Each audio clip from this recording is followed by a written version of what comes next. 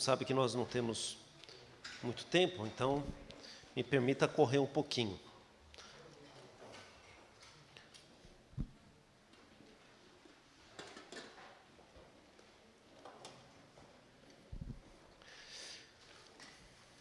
Primeiro Samuel, capítulo 1.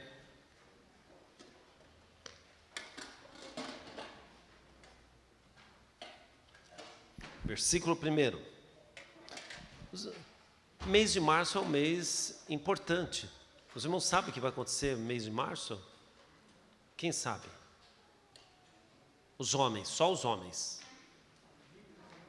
O que vai acontecer no mês de março? É o mês das mulheres. Dia 8 de março, especificamente, é o Dia Internacional da Mulher. Eu estava procurando pregar sobre mulher. E estava difícil, não estava fácil achar mulher aqui não. Mas achei uma que ela se assemelha muito com a igreja. E fala muito acerca de nós. Fala muito acerca de você, não a igreja como denominação, mas a igreja, nós, você, tá? E está lá em 1 Samuel, capítulo 1, versículo 1. Vamos ler? Houve um homem de Ramataim, Sofim, da montanha de Efraim, cujo nome era Eucana. Eucana quer dizer, eu roguei ao Senhor, que é um princípio de oração. Filho de Jeroão, filho de Eliú, filho de Tou, filho de Zuf, o Efrateu. Este tinha duas mulheres, duas porque o nome dela, de uma era Ana, que quer dizer cheia da graça, e da outra Penina. Penina tinha filhos, porém Ana não os tinha. Subia, pois, este homem da sua cidade de ano em ano a adorar e a sacrificar ao Senhor dos Exércitos em Siló. Estavam ali os sacerdotes do Senhor, Ofni e Finéias, os dois filhos de Eli. Sucedeu que no dia em que Elcana sacrificava, dava a ele porções a Penina, sua mulher, todos seus filhos e a todas suas filhas. Porém, a Ana dava uma parte excelente, quer dizer, dobrada, porque amava a Ana, embora o Senhor lhe tivesse cerrado a madre, ela era estéril. A sua rival excessivamente a provocava para irritar, porque o Senhor lhe tinha cerrado a madre. Assim fazia ele de ano em ano, e sempre que Ana subia à casa do Senhor, a outra a irritava, por isso chorava e não comia. Então Elcana, seu marido, lhe disse: Ana, por que choras? Por que não comes? E por que está mal o teu coração? Não te sou eu melhor do que 10 filhos? Então Ana se levantou, depois que comeram e beberam em Siló, e Eli, o sacerdote, estava sentado numa cadeira, junto a um pilar do templo do Senhor. Ela, pois, com amargura de alma, orou ao Senhor e chorou abundantemente. E fez um voto, dizendo: Senhor dos exércitos, se benignamente atentares para a aflição da tua serva, e de mim te lembrares, e da tua serva não te esqueceres, mas à tua serva deres um filho homem, ao Senhor o darei todos os dias da sua vida, e sobre a sua cabeça não passará navalha. Esse é o voto de Nazireu, como foi lá com Sansão. 20, irmão, presta atenção, irmão. E sucedeu que, passando algum tempo, Ana concebeu e deu à luz um filho, e chamou seu nome Samuel, porque dizia ela: o tenho pedido ao Senhor. 28. Por isso também ao Senhor eu entreguei, por todos os dias que viver, pois ao Senhor foi pedido, e adorou ali ao Senhor. Pai, quero te agradecer pela tua palavra. Aplica verdades aqui no nosso coração. Fala comigo, fala com os irmãos aqui presentes, os irmãos estão em casa. Peço, Senhor, unção sobre nós, unção para ministrarmos, unção também, Senhor, para entendermos a tua palavra, para entendermos os teus propósitos para a nossa vida. Pai Santo, eu oro em nome de Jesus. Amém e amém. Meus irmãos, como eu disse, Elcana, quer dizer, eu roguei ao Senhor. Princípio de oração. Elcana era da tribo de Levi, meus irmãos. E Ana era sua primeira esposa.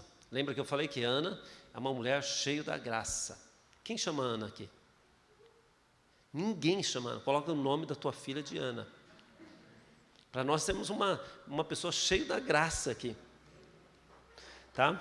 Ela era esposa de Elcana, era a primeira esposa, mas tinha um problema. Como ela era estéril, então ela deu liberdade para Elcana ter uma segunda esposa, no caso Penina, para que ela pudesse dar filhos. Elcana amava tanto Ana, que ele dava uma porção dobrada. Interessante que ele dava como se ela tivesse filhos, mas ela não tinha filhos. Mas ele assim o dava. Tá?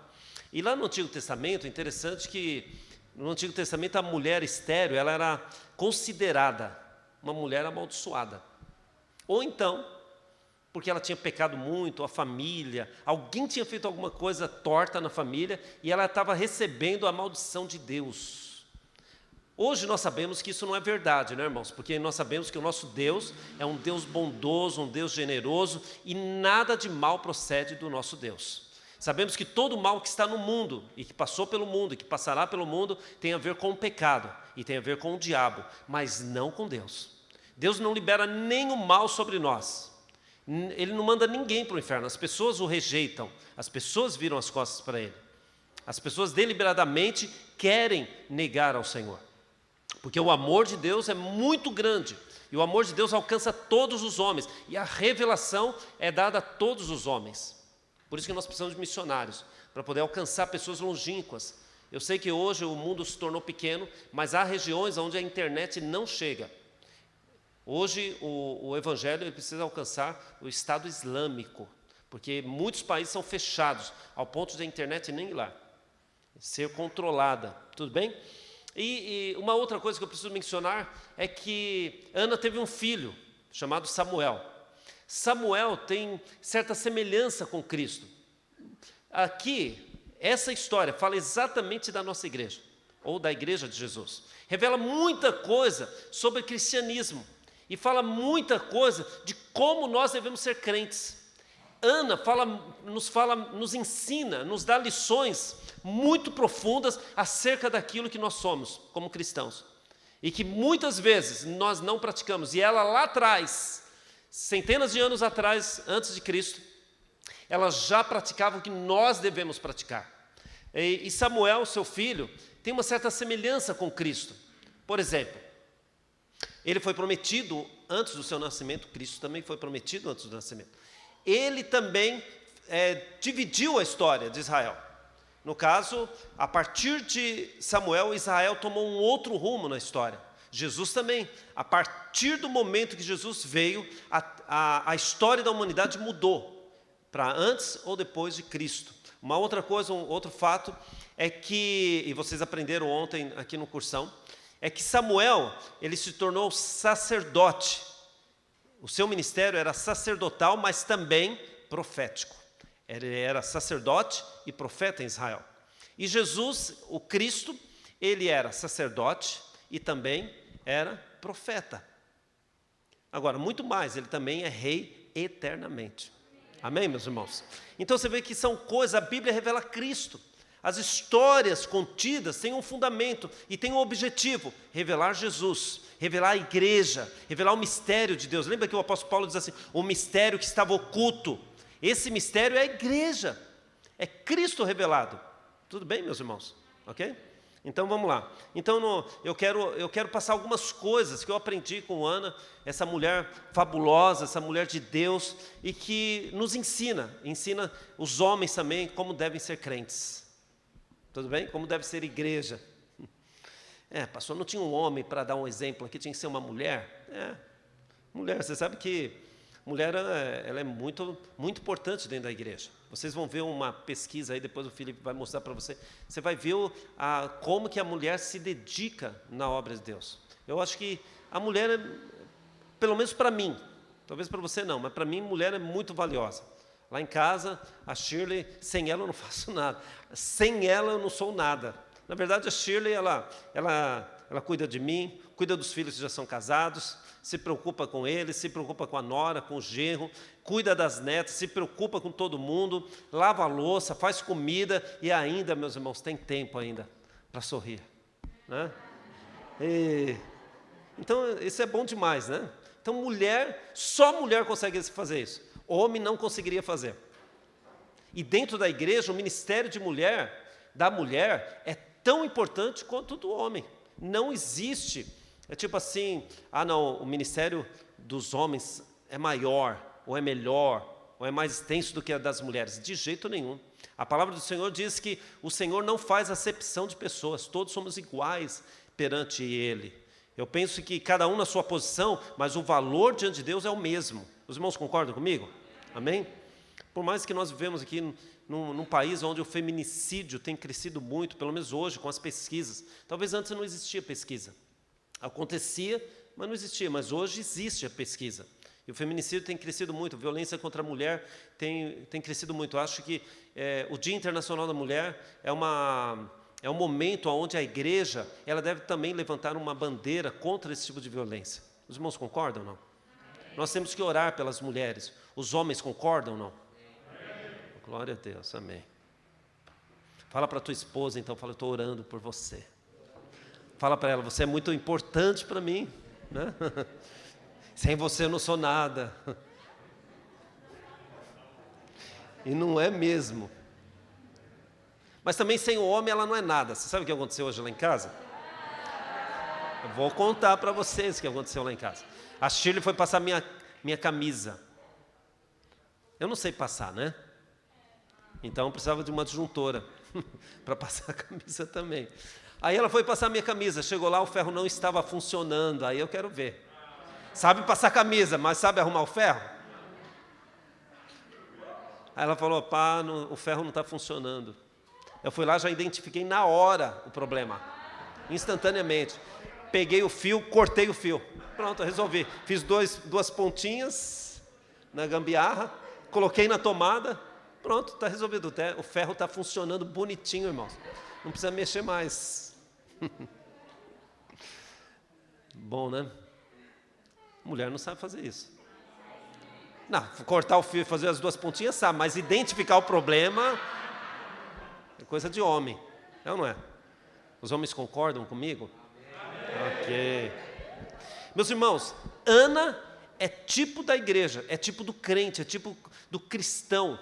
E ela nos ensina, eu vou falar duas coisas aqui, não dá para falar todas, porque são vários pontos. Hoje o tempo consome, está consumindo aqui o relógio está consumindo o meu tempo rapidinho.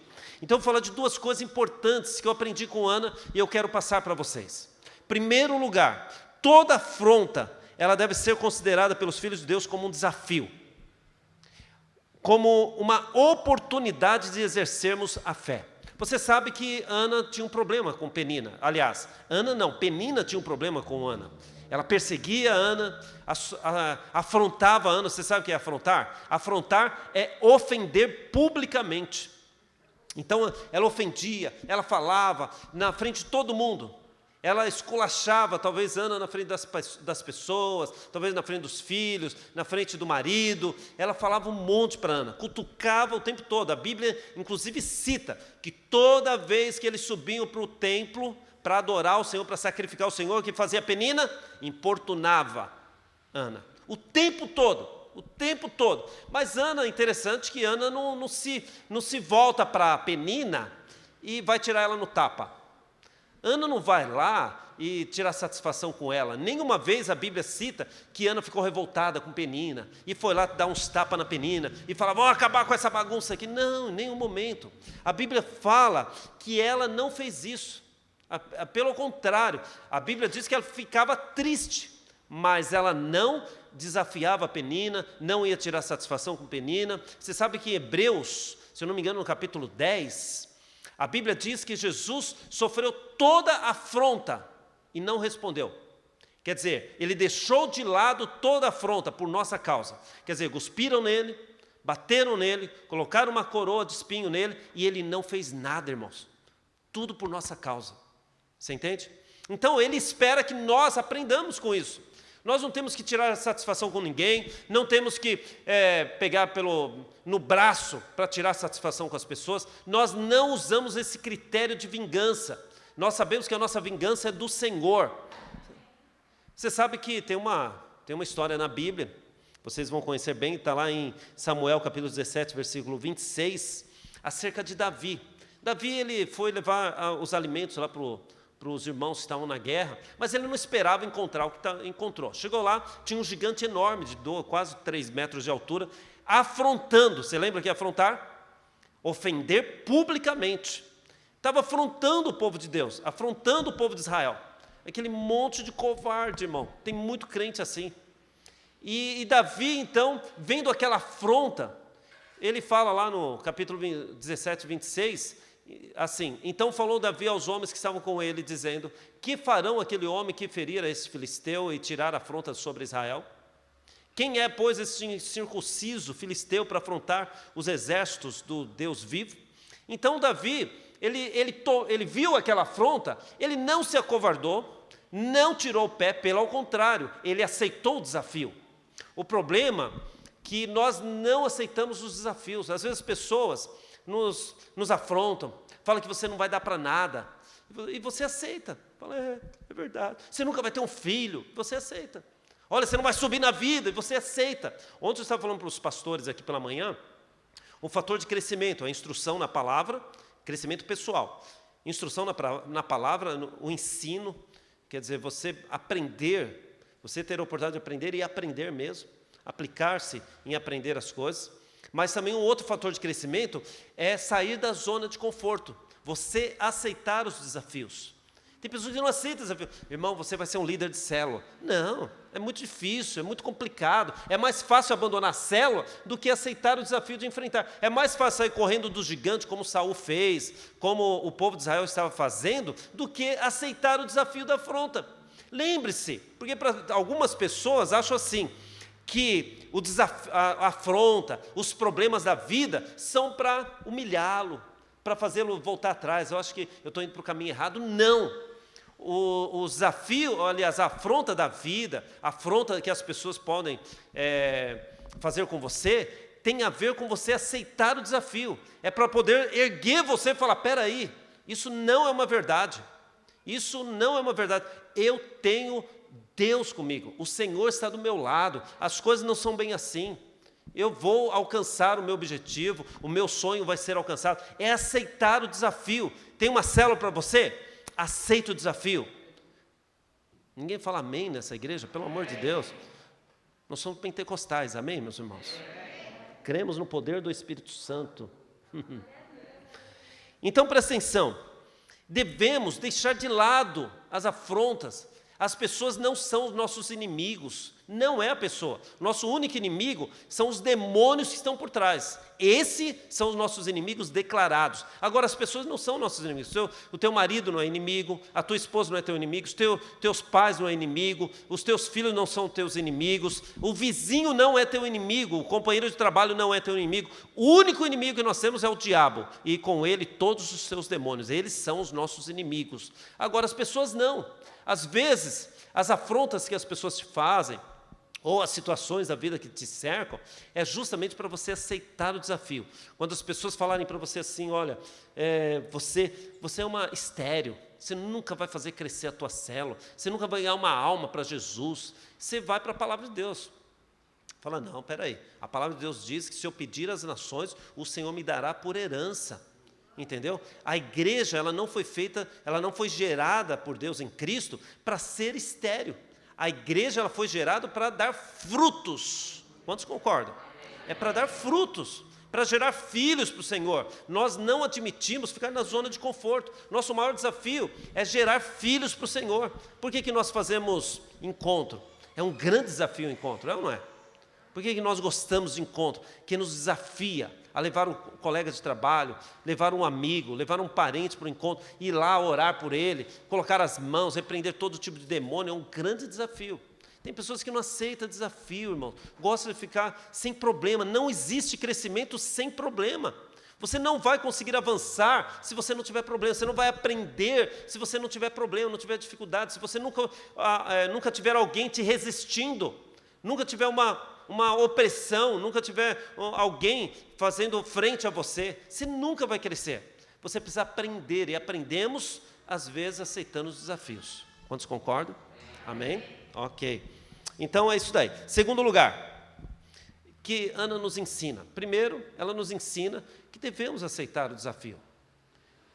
Não devemos deixar a afronta de lado, as provocações de lado. Devemos deixar as coisas de lado, os problemas, não olhar para eles. Mas a segunda coisa que Ana nos ensina aqui, essa mulher de Deus, que todas as nossas tristezas, angústias, aflições, elas devem ser conhecidas diante de Deus. A palavra de Deus diz que então Penina alfinetava ela o tempo todo, falava com ela o tempo todo, humilhava ela o tempo todo, expunha ela o tempo todo, mas ela não respondia, ela não se levantou contra. O que Ana fez? Ana se levantou no dia que eles foram lá para o templo para sacrificar o Senhor, ela aproveitou aquele momento para poder orar ao Senhor, para expressar para o Senhor toda a sua tristeza, meus irmãos, a tua aflição, as tuas lutas, as tuas mágoas, as tuas chateações, têm que ser conhecidas diante do Senhor. Você não tem que pegar e descontar no marido, descontar na esposa, descontar nos filhos. Você está chateado, levantou, em aflição, está passando por um monte de problema financeiro, desemprego, sei lá, tantas coisas que a vida pode estar te causando. Aí você levanta de mau humor, levanta com um baita de um problemão na cabeça e começa a descontar nas pessoas, começa a descontar no cônjuge, começa a descontar nos filhos, desconta nos parentes, sabe? As tuas aflições, os teus problemas devem ser conhecidos diante do Senhor. Pastor, não posso falar para o meu discipulador? O discipulador está ali para ajudar você, para poder orar junto com você. E vocês aprenderam ontem no cursão, como eu aprendi também, é que o único intermediador entre nós e Deus chama-se Jesus Cristo, não é o discipulador.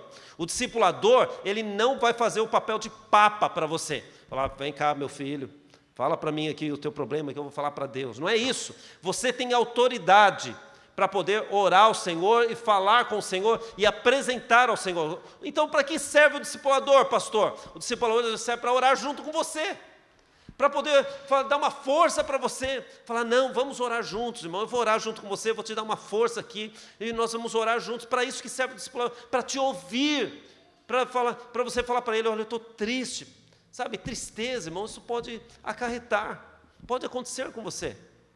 Tristeza pode acontecer conosco, às vezes a gente amanhece triste, algumas coisas acontecem na empresa, nos deixa triste.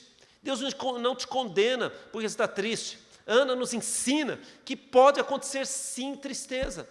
De repente você está se sentindo sozinho, sozinha, de repente se achando jogado para as traças.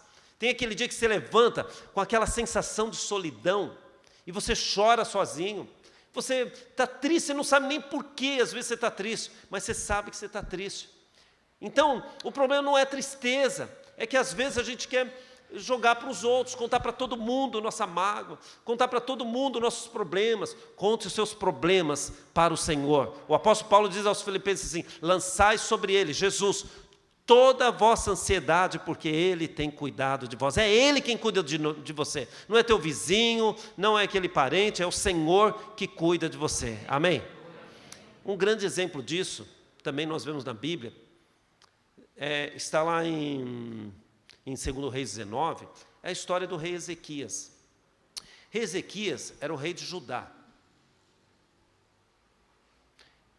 E tinha outro rei, o rei da Síria, chamado Senaqueribe. O Senaqueribe, ele já tinha destruído das 12 tribos de Israel, ele já tinha destruído 10, as 10 tribos de Israel. Agora ele estava avançando contra Judá.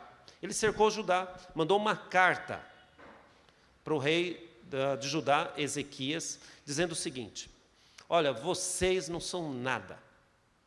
É afronta. Vocês não são nada para mim.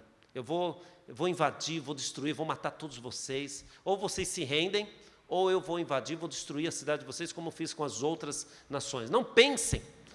Não caiam nessa história de Ezequias que Deus vai livrar vocês, porque o Deus de vocês não vai me livrar. Porque o faraó achava que o Deus deles ia livrar e não livrou. E o Deus de vocês não vai livrar. O que Ezequias fez? Pegou nas armas e foi guerrear?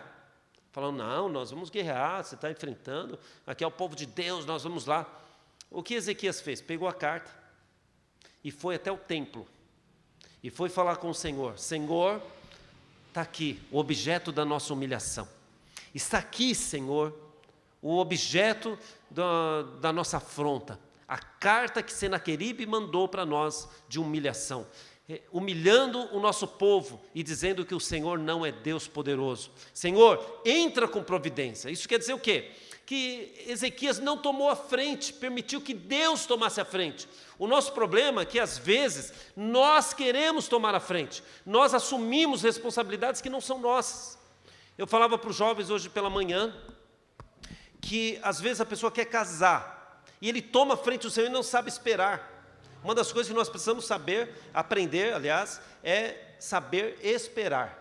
Às vezes casamos precipitadamente, temos problemas no casamento, passamos por problemas porque não soubemos esperar, não permitimos Deus vir e dar a orientação. Então, o jovem às vezes começa a se relacionar, namora com um, de repente engravida e às vezes de repente acontece o pior e acaba casando errado. Aí depois quer separar. Não, pastor, eu já ouvi essa conversa. Muitos casais já me procuraram e falaram, pastor, eu casei errado. Sabe, eu falo, irmão, você pode ter casado errado, mas a bênção do Senhor agora está sobre o teu casamento, porque a Bíblia diz que agora o Senhor colocou a mão para abençoar o teu casamento. E agora você não tem motivo para separar, porque a Bíblia diz que honrado deve ser entre nós o matrimônio. Então a pessoa casa errado, depois ele fala assim, pastor, eu acho que eu casei errado, eu acho que agora eu posso separar. Casou, nada. Agora você está debaixo da bênção do Senhor. Você tem que assumir a responsabilidade, assumir o desafio do seu casamento e toda a tristeza, toda a angústia ser apresentada diante do Senhor. Ana fez isso. Ana tinha um problema muito sério com Penina. Ela ficava triste, angustiada. Mas o que ela fazia? Ela passou a orar ao Senhor. Fala, Senhor, Pai, está aqui. Olha a afronta que a Penina está fazendo. Olha, Senhor, sabe, olha para mim, muda a minha história. Ana teve a história dela mudada, porque ela aceitou o desafio de ir até o Senhor. Quantos estão entendendo? Amém, meus irmãos? Está entendendo isso? Ana, então, ela nos ensina. Ana ensina como nós sermos igreja, como nós sermos crentes, não levando a afronta em consideração, não levando os problemas em consideração, chorando aos pés do Senhor, não revidando com violência, não revidando com força, mas trazendo tudo ao conhecimento do Senhor, porque passamos a entender como igreja que a vingança não é nossa, a vingança é do Senhor, é dele. Não tomamos decisão, ela nos ensina como fazer negócios. Como que se faz negócio? Orando ao Senhor. Nos ensina como orar, ou como casar. Como que se casa? Orando primeiro ao Senhor. Mas, pastor, como que eu tenho que reagir então? Como que eu tenho que reagir diante das situações? Como que eu tenho que reagir diante do problema social que está acontecendo no Brasil? Essa é a pergunta que vira e mexe eu recebo de irmãos. Pastor, sabe, como que eu tenho que reagir lá no meu trabalho? O meu chefe está pegando no meu pé. Várias mensagens que eu recebo é assim, pastor, o que eu faço? Meu marido é assim, assado. Pastor, a minha mulher é assim. Olha, meu filho está desse jeito. Olha, lá no emprego está assim, na faculdade está assim. O que eu faço? Ana dá a resposta. Ana fala para nós como nós devemos agir, como igreja, como servos de Deus, como cristãos, como crentes, rejeitando a afronta, deixando os problemas de lado, sabe? Seguindo o exemplo de Jesus, que foi açoitado, foi machucado e não considerou a afronta por nossa causa, e orar ao Senhor, apresentar ao Senhor as nossas aflições. Você quer saber como que você age como crente? Começa orando, é o primeiro passo. O primeiro passo para tudo é orar ao Senhor. Amém, meus irmãos?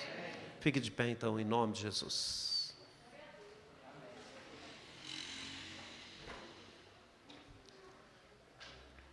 Por isso que eu falo que Ana tem tudo a ver com a gente, sofrida.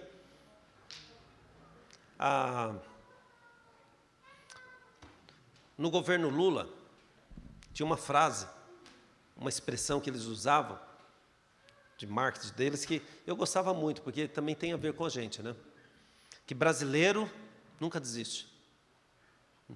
Eu sou brasileiro, nunca desisto. Nunca desisto. Mas você é mais do que brasileiro, você é cidadão do céu, não é ou não é? O brasileiro, deixa eu dar uma fala de política aqui. O brasileiro, ele é um vencedor por natureza, sabia, né? Irmãos, se tem um povo sofredor, somos nós. Que diante de um país que tem tudo para crescer e não cresce, diante de uma situação social uma crise social que nós vivemos, tão grande, crise em todos os aspectos, nós estamos de pé. O povo brasileiro está sempre lutando, está sempre dá um jeito. O camarada está desempregado, ele vai vender drops e se vira. Somos vencedores, muito mais crentes. Porque o Brasil não é de hoje, não é hoje, não é no governo Bolsonaro, não é do governo Lula, vem lá de trás, desde Dom João. Quando Dom João chegou lá de Portugal, fugido lá de Napoleão, que veio para o Brasil, trouxe toda a corte dele para o Brasil, já veio com uma corrupção nas costas. Quando Dom João foi embora para Portugal, em 819, 820, que ele foi embora, ele levou um navio inteiro de ouro. Ele rapou o BC, o Banco Central, ou o Banco do Brasil, o BB, que foi o primeiro banco, né? Ele rapou o Banco do Brasil, levou embora todo o ouro que tinha, e só levou um navio. Se tivesse 2 navios, levava os 2 de ouro. Aí o seu filho continuou a corrupção. O neto dele continuou a corrupção. Quando chegou em 1889, que entrou a República, falou, opa, o problema está resolvido, agora vai ser o povo.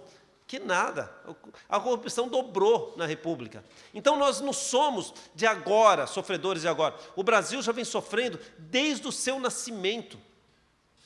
E quem vai mudar a situação desse país? Só o povo de Deus pode mudar. Por mais que eu acredite que não tem jeito, o mundo não tem jeito. Eu acredito que o governo perfeito será na vinda de Jesus, no milênio que nós vamos viver aqui. Não acredito que o mundo vai ser transformado numa beleza tropical, de jeito nenhum. Mas eu acredito que nós, como igreja, podemos mudar a nossa comunidade, a nossa sociedade. Agora, para isso, nós precisamos ser crentes. Eu fico inconformado porque jovens vão para a faculdade, jovens crentes, para chegar lá na faculdade e transformar porque é assim, eu transformo a comunidade que eu pertenço. Não dá para transformar o Brasil todo. Então eu transformo aonde eu estou. Muitos jovens vão para a faculdade e chegam na faculdade, ao invés de transformar aquele ambiente, eles são transformados pelo ambiente. Eles passam a compartilhar daquele ambiente. Muitos irmãos falam, Senhor, se o Senhor me desse um cargo lá na empresa, o Senhor vai lá e dá. Ele consegue, ele sobe na empresa, ele chega lá em cima e nem lembra que é crente. O camarada entra na política, ele está aqui, ele está firme na igreja, entrou na política, não lembra que é crente, eu não consigo entender isso. Nós não podemos esquecer quem nós somos, só vamos transformar essa sociedade, não é apenas orando, mas é orando, nos preparando e não nos esquecendo, quando nós chegarmos lá, de quem nós somos. Lembra que Mardoqueu falou para Esther? Que ela falou, eu não sei, sabe, a minha posição não me permite entrar na presença do rei assim, sabe como que é? Sabe, agora eu tenho uma outra posição, Mardoqueu, eu não sou mais uma ralé, agora eu sou da corte agora, eu não posso, eu tenho que seguir os princípios da corte. Que Mardoqueu falou para ela? Olha, minha filha, você que sabe, se não for por você, Deus vai nos salvar de outra maneira, mas você pensa que você vai se salvar se ele mandar matar todos os judeus? Você é judia. Você é crente, você vai morrer da mesma forma. Quando ele descobrir que você é crente, ele vai te matar. Então, se você não for um instrumento de Deus, outro será. Você que sabe. Foi onde ela tomou coragem. Então, irmãos, nós precisamos assumir isso. Agora, precisamos aprender princípios, como esse de Ana. Ana nos mostra como ser igreja. Não é saindo na pancada. Não é ofendendo uns aos outros, não é aceitando afronta, não é choramingando para os outros, é o quê? Apresentando-se diante do Senhor, falar, Senhor, eu tenho um propósito, eu tenho um sonho, eu quero ser mãe, eu quero ser pai, eu quero casar, eu quero subir na empresa, mas todas as tuas aflições, toda a tua preocupação, aprenda, deve ser conhecida diante de Deus, amém? Feche os teus olhos, permita-me fazer uma oração por você. Pai, nós rendemos-te graças nessa noite, pelos irmãos que estão lá em casa, Os irmãos estão na sua casa, ou então os irmãos estão aqui. Obrigado, Senhor, por este culto. Senhor, obrigado pelo privilégio que nós temos de estarmos aqui. Senhor, muitas são as aflições do justo, mas o Senhor os livra de todas elas. Eu sei que o Senhor é por nós. Eu sei que o Senhor tem estado do nosso lado. O Senhor não nos tem permitido faltar nada, mas em tudo temos sido supridos pelo Senhor. Pai, estenda as tuas mãos sobre o teu povo, estenda as tuas mãos sobre a tua igreja. Peço que o Senhor os abençoe. Deus, em nome de Jesus. Amém. Amém. Vamos louvar?